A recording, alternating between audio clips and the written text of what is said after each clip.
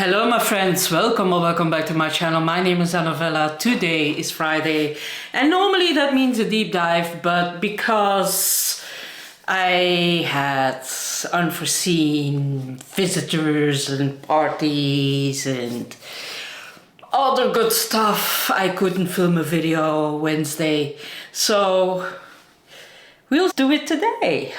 Sorry, not very sorry, but hey. Anyway, I have been reading. So one of the first books that I read this week was Klaus Mann, the Volcano, which is in Dutch.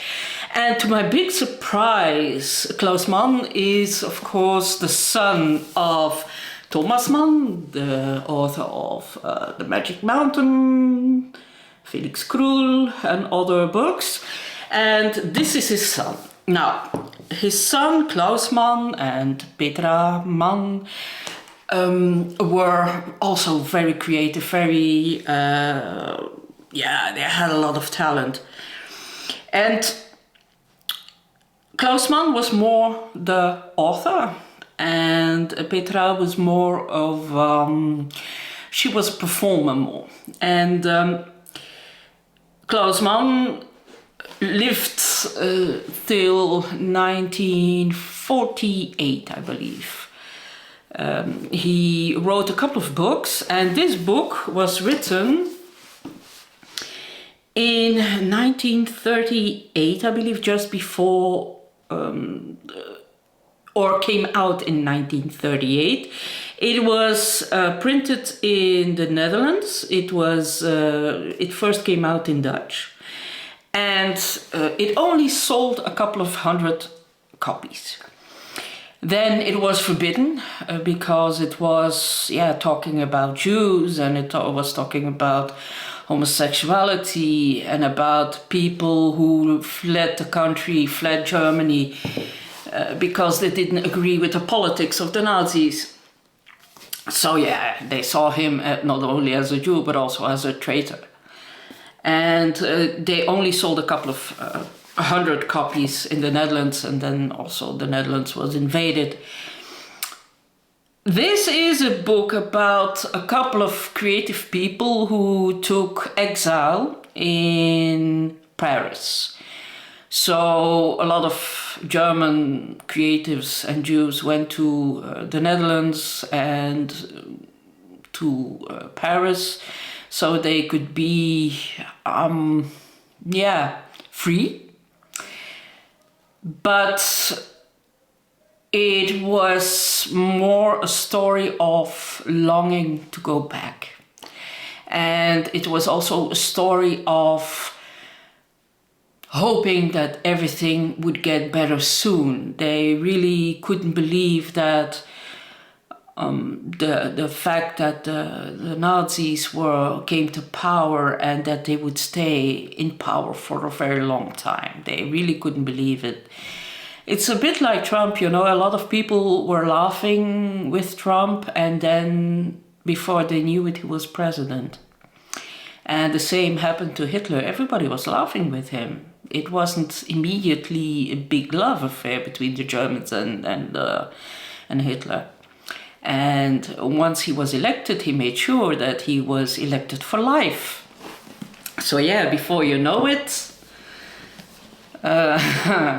voting for someone, always take it seriously and don't vote just for laughs. Never do that. Look at Brexit. Now,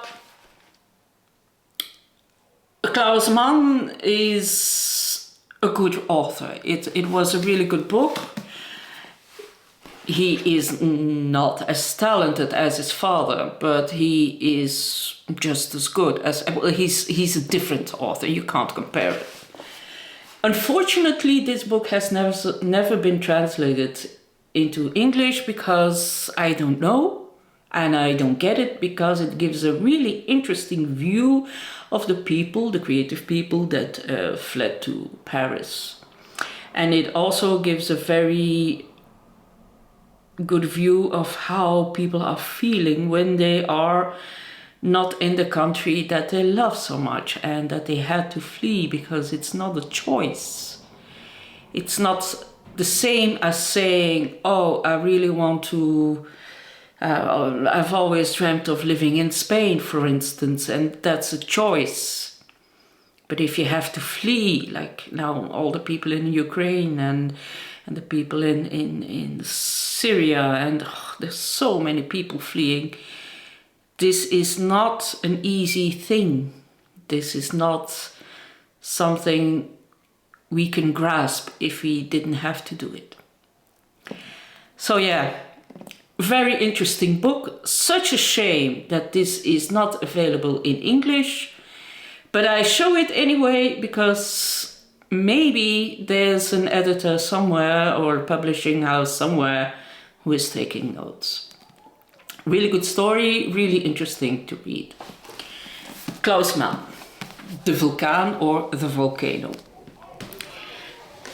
Sorry, there are kids playing just in front of my window and I quite like it. So I don't bother. It doesn't bother me. I am also reading the collected fictions of Borges. I finished the first part, and the next story I'm going to read is by of the part The Garden of Forking Paths. It is a very interesting, and I don't get everything, I have to admit, but it's something you really think about after you've finished. We are reading 2, maximum 3 stories a day, and that will be enough to do the 6 weeks, to fill the 6 weeks with this book. I really enjoy it. Yeah, interesting. And then I also just finished my buddy read with Shelley over at Shelley Swearingen. And we are buddy reading the first Donna Tartt. We did the last, and now we are doing the first. We like to mess things up. So this is The Secret History. This is the Dutch version. I liked it a lot, especially towards the end, but there's no one I was rooting for, not even a villain I was rooting for. There was actually no one I could relate to in a good way or in a bad way. But nevertheless very enjoyable, and it's always fun to read with Shelley. She is a really wonderful person.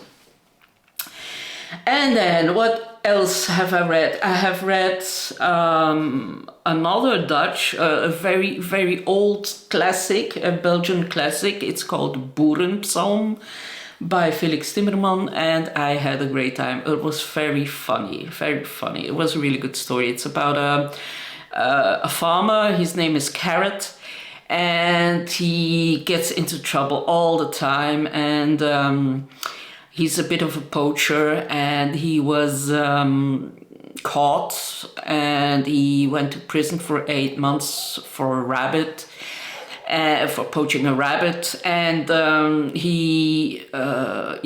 his first wife died, and he was left alone with 3 or 4 kids, and then he met somebody else, and she died too, and then he had even more kids, and then the priest, the local priest, said, well, I know somebody for you, you should marry. And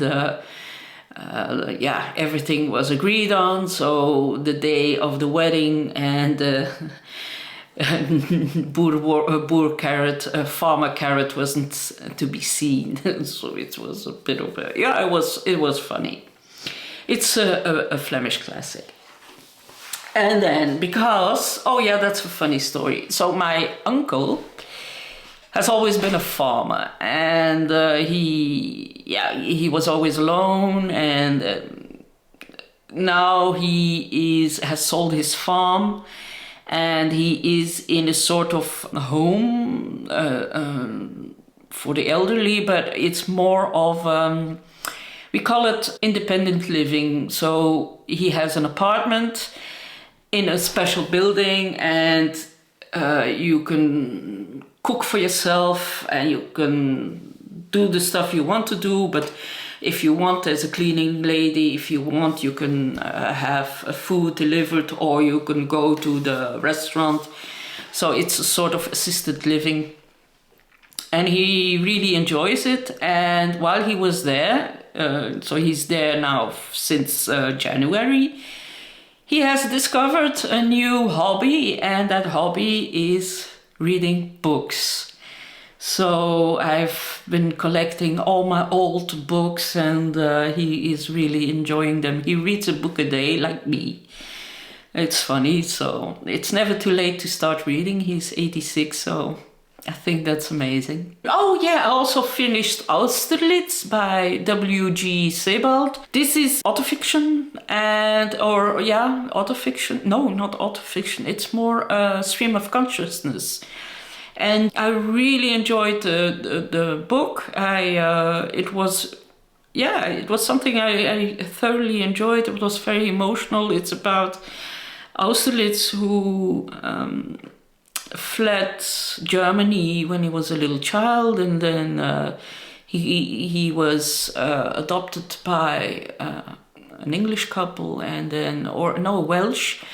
And then he goes back to his roots to look for his family after the war. And it's really beautiful. It was really, really touching. Very good descriptions of buildings and sites and stuff. Yeah, it was really beautiful. Highly recommended. It was a 5-star read for me. So yeah, that's about it. I have a little book haul, but I will show you that on Sunday for my coffee clutch, and on Tuesday I will do a tag video. I am looking forward to those videos, and I hope you too. Thank you for watching, thank you for subscribing, thank you for liking this video, and I hope to see you back on Sunday for my coffee clutch. Bye bye.